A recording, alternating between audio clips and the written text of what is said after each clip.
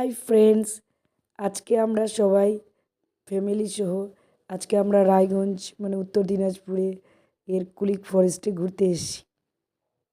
প্রথমে তো কুলিক ফরেস্টে ঢুকলাম, তাতে এক একটি মানুষের 120 টাকা করে ঢোকার ফি আছে। তারপরে ঢুকলাম। এই যে এই কুলিক ফরেস্টেতে শুনেছি যে অনেক ধরনের বার্ড অনেক জায়গা থেকে আসে।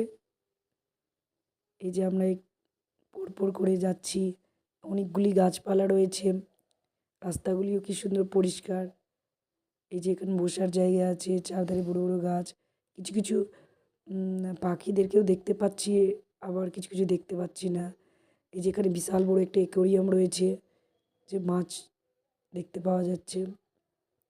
তারপরে কুলিক ফরেস্ট দেখার পর, এনজয় করার পর কুলিক ফরেস্ট থেকে মিউনিসিপ্যালিটি রায়গঞ্জ মিউনিসিপ্যালিটি পার্কে আসলাম বাচ্চাদের